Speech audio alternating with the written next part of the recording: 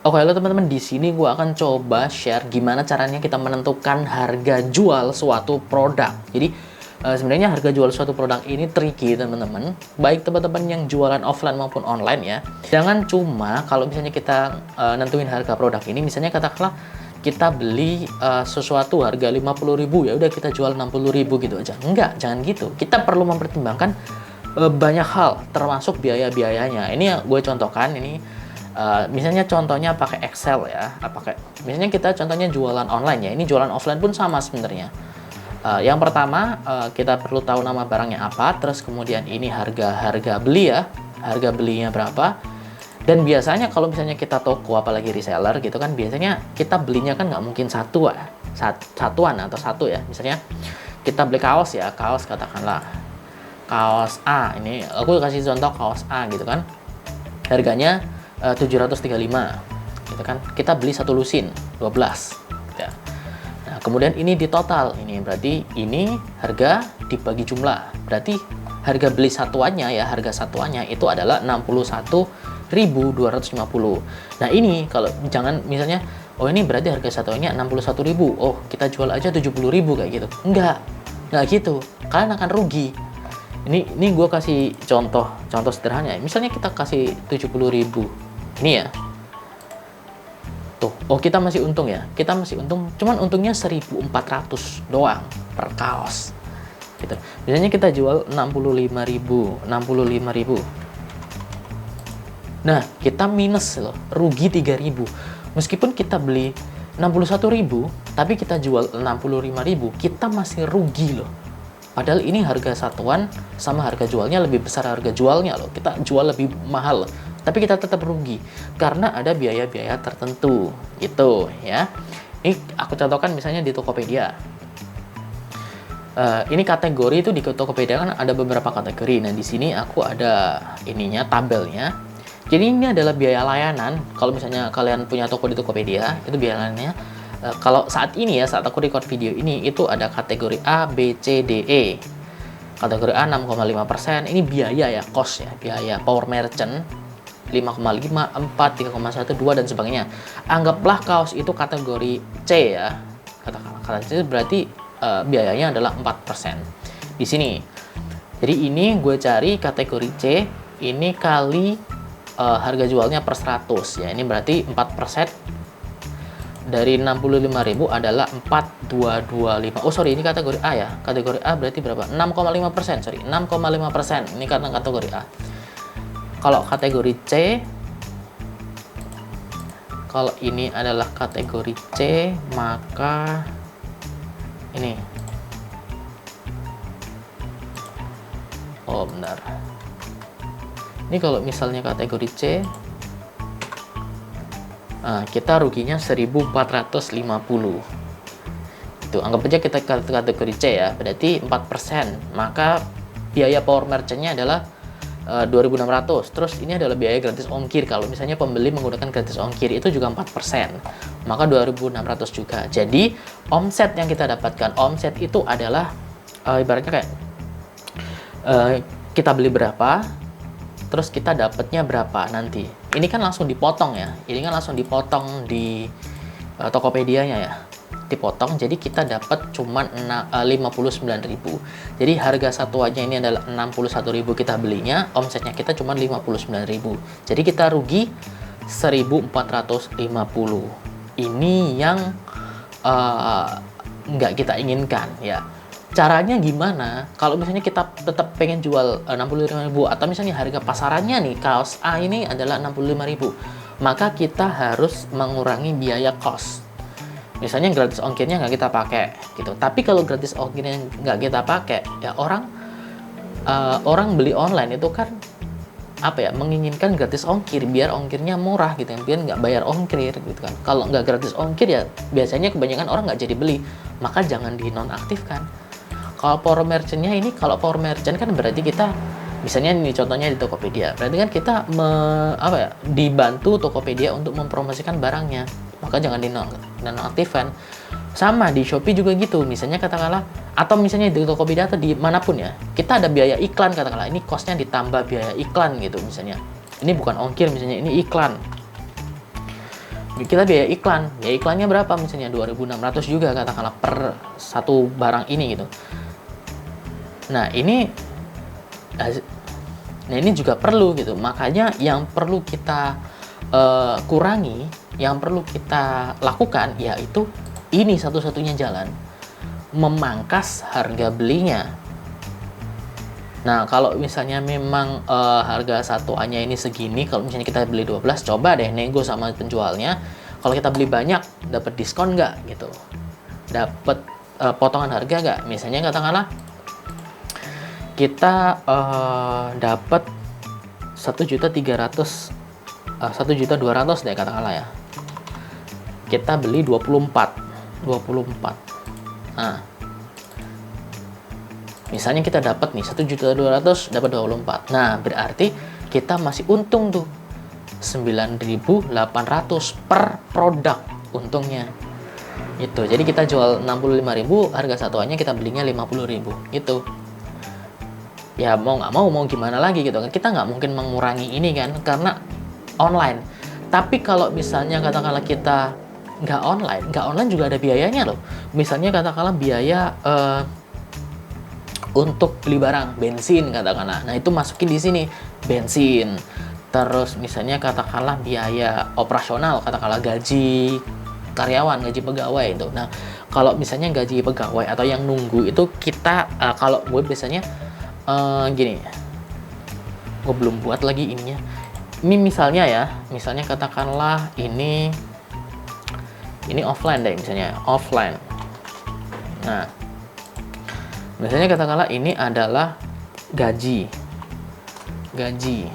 karyawan. Nah, gaji karyawan katakanlah misalnya 850.000 per bulan. 850.000 per bulan ini. Nah, jadi misalnya untuk menghasilkan omset Rp65.000 itu kita butuh gaji orang berapa sih? Nah, gitu. Nah, kalau gua hitungannya adalah gaji karyawannya per omset yang kita dapatin selama 1 bulan, ini 1 bulan, dikali ini jumlah barang, ya jumlah barang yang terjual, katakanlah kaos A ini kira-kira dalam 1 bulan ini terjual berapa, misalnya 85, terus ini adalah harga jumlah produk yang terjual selama 1 bulan. Misalnya jumlah produk yang terjual, misalnya kita jualan kaos ya, semua kaos itu ada 245 kaos terjual dalam waktu 1 bulan. Nah, ini perkiraan aja atau rata-rata kalau ada datanya, kemudian kali harga jualnya. Nah, berarti inilah yang kita dapatkan. Ini nggak ada rumus bakunya ya, atau rumus pastinya ya. Ya segitu, kira-kira segitu. Nah, kemudian ini untuk misalnya operasional, misalnya katakanlah untuk lampu, listrik, apa-apa dan sebagainya. Itu sama, karena ini listriknya cuma di toko aja ya, biasanya misalnya 250.000 deh. Per bulan, kali per omset kita kali ininya. Nah, misalnya biaya listriknya ini operasional ya. Operasional termasuk listrik, air, gas, dan sebagainya. Itu ternyata dari satu produk ini 2.000. Maka omset kita 60.000. Maka profit kita 10.000. Gitu. Misalnya ada biaya-biaya lain ya tambahin di sini. Gitu. Nah, untuk harga jualnya ini, teman-teman bisa cari atau riset di harga pasar. Harga pasaran itu berapa? Biasanya riset di aplikasi, misalnya di Shopee, cari, di Tokopedia cari kaos yang serupa atau barang yang teman-teman jual yang serupa itu rata-rata penjualannya berapa, kayak gitu. Itu harga jualnya. Kalau profitnya minus, ini merah, gitu kan, minus, maka ini perlu dinaikkan atau ini perlu diturunkan. Kalau nggak bisa nego sama si supplier, ya harga jualnya dinaikin. Ya mau gimana lagi, kita nggak mau rugi dong. Gitu.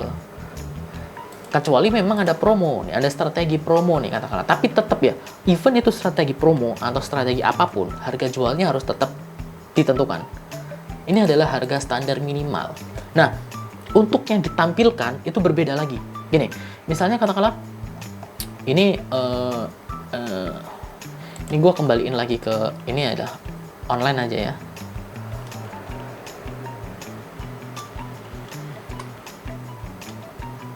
Nah, ini gue kembaliin ke online. Misalnya katakanlah harga jualnya 60.000. Ini kalau misalnya gue jual di Tokopedia, itu enggak gue tampilin 65.000, enggak.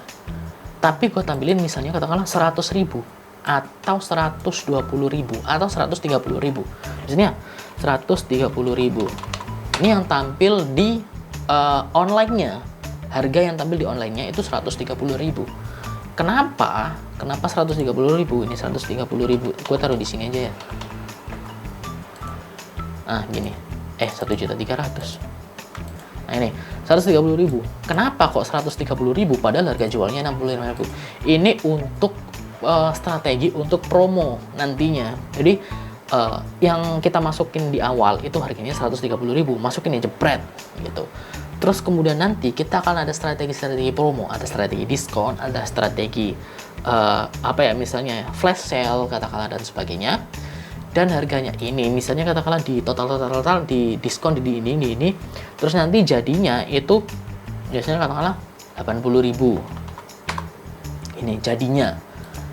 Jadi 130.000 dicoret jadi 80.000. Nggak masalah. Yang penting ini adalah batas minimalnya. Batas minimal harga jual kita adalah 65.000. Mau kita ini 70.000 nggak apa-apa. Mau kita ini 80.000 nggak apa-apa. 66.000 nggak apa-apa. Tapi jangan sampai ini di bawah ini. Karena ini adalah patokan kita. Gitu. Oke. Jadi, dan ini banyak sekali dilakukan oleh orang-orang. Bahkan ada beberapa yang ini tuh nggak masuk akal. Ini misalnya katakanlah kaos segitu. Ini ditulis misalnya katakanlah ada yang ini 700.000 misalnya, 730.000. Terus nanti didiskon berapa persen itu terus dicoret harganya jadi 80.000 kayak gitu. Seolah-olah itu diskonnya besar banget. Padahal harga aslinya 65.000. Harga jual nyatanya 65.000. Ini banyak sekali dilakukan oleh orang-orang atau penjual-penjual di luar sana. Ya sah-sah saja, itu adalah strategi kan. Nah, buat teman-teman sebenarnya juga bisa pakai strategi yang sama. Asal perhatikan cost dan ininya. Kalau misalnya ini nambah cost, misalnya katakanlah teman-teman event itu online tapi ngegaji admin katakanlah, ya tambahin kayak yang tadi. Cara yang ada gajinya tadi, tinggal ditambahin di sini gitu. Jadi kayak gitu teman-teman, gimana cara menentukan harga jual. Jadi jangan asal, harga jual itu nggak asal. Kecuali kalau kalian baru ya udah jual ini aja atau ngikutin pasar gitu. Yang ngikutin pasar kalau kita rugi ya mau gimana gitu. Makanya perlu perhitungan yang seperti ini. Dan ini hanya perhitungan sederhana. Nanti kalau misalnya teman-teman udah gede tokonya itu lebih ribet lagi. Tapi ini gue share yang sederhana yang iya bisa dimengerti baik kalian ya at least bisa dimengerti meskipun kalian pemula lah ya. At least kalian tahu oh ini ada biaya for merchant, oh ini ada ongkir, terus ya ini omset. Belum lagi nanti kalau misalnya lebih ribet ada pajak gitu kan. Ada pajak, ada cost production, ada biaya operasional juga, ada macam-macam gitu kan. Terus ada misalnya nih, ini kan kaos A ya. Kaos A itu harga belinya segini, tapi kan kita misalnya kita punya banyak supplier. Kaos A juga, tapi banyak supplier. Nah, harga jualnya nanti kayak gimana? Nah, ini misalnya nih, kaos A lagi nih. Ini gue contohin ya. Ini yang agak ribet, tapi gue kasih gambarannya sedikit aja. Misalnya ini kita dapat di 1.500.000 di toko lain, di supplier lain. 1.500.000 sama nih 24. Berarti harga satuannya berapa? Segitu. Nah, kalau kita pakai yang sistem ini, maka kita rugi 2.100. Nah, ini kaosnya sama nih, tapi harga di supplier beda. Nah, kita harga jualnya berapa nih? Kalau sama-sama 65.000, yang dari supplier ini rugi dong. Nah, itu ada perhitungannya sendiri-sendiri. Ada misalnya kalau di akuntansi ada first in first out, last in last out, gitu, first in last out kayak gitulah, FIFO, LIFO dan sebagainya. Nah, cuman kalau di ininya tabelnya ya ada lagi yang lebih ribet. Cuman itu nantilah ya. Tapi gambarannya seperti itu teman-teman, cara menentukan harga jual. Semoga informasi tadi bisa membantu. Jangan lupa untuk klik tombol like dan subscribe channel ini dan nyalakan notifikasinya. Sampai jumpa di video selanjutnya. Dadah.